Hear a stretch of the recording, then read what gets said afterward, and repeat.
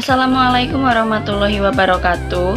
Yang terhormat Bapak Muhammad Toin selaku dosen pengajar di Kursi Kesia dan teman-teman sekalian dari Kursi Kesia maupun Kojamis.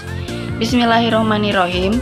Pada kesempatan kali ini saya akan menerangkan tentang akuntansi syariah dan akuntansi perbankan syariah. Sebelumnya perkenalkan dahulu, nama saya Eliana Pramuning Tias dari Kursi Kesia kelas A1 dan dari ITB AAS Indonesia. Mari kita ke subbab yang pertama, yaitu akuntansi syariah.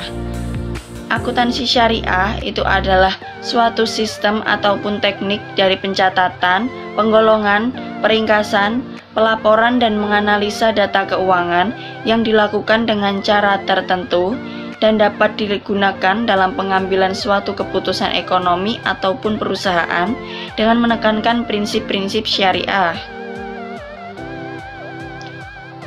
Dasar hukum akuntansi syariah sendiri ada 5, yaitu yang pertama adalah Al-Quran, yang kedua Sunnah Nabawiyah, yang ketiga Ijma atau kesepakatan antar ulama, dan yang keempat Qiyas atau persamaan suatu peristiwa tertentu, dan yang terakhir adalah uruf atau adat kebiasaan yang tidak bertentangan dengan syariat Islam atau sejalan dengan syariat Islam.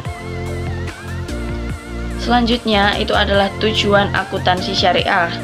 Tujuan akuntansi syariah sendiri yang pertama adalah menentukan hak dan kewajiban dari pihak terlibat dengan lembaga keuangan.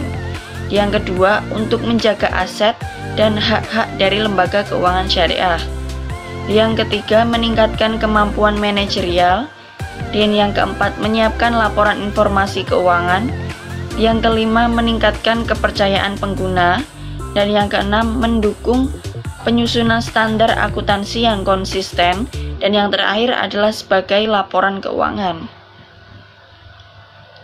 Prinsip akuntansi syariah ada 3, yang pertama pertanggungjawaban, kedua keadilan, dan yang ketiga kebenaran.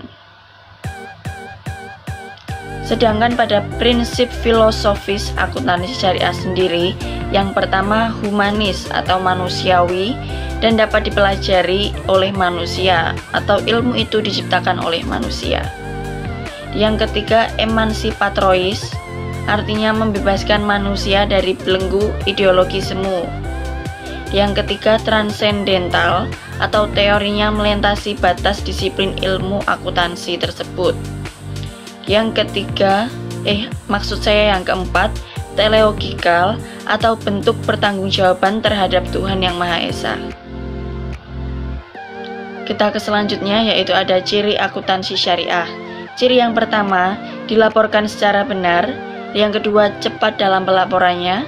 Yang ketiga, dibuat oleh profesional atau dibuat oleh seorang akuntan.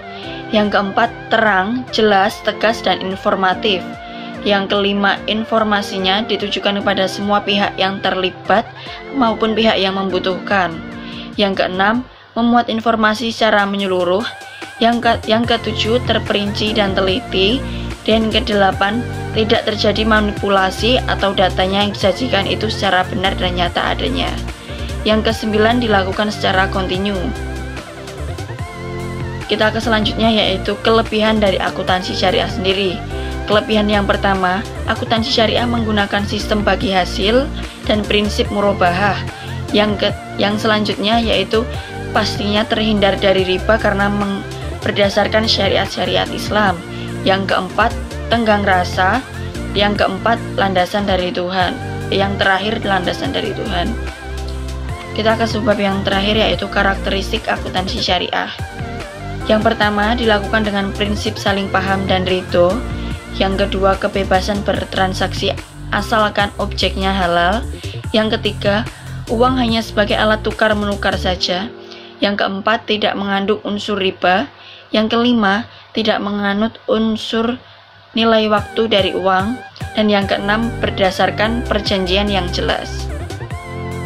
Itu saja yang dapat saya sampaikan, kurang lebihnya mohon maaf. Wassalamualaikum warahmatullahi wabarakatuh. Terima kasih. Apabila ada pertanyaan dapat disampaikan melalui Instagram saya di @eliana.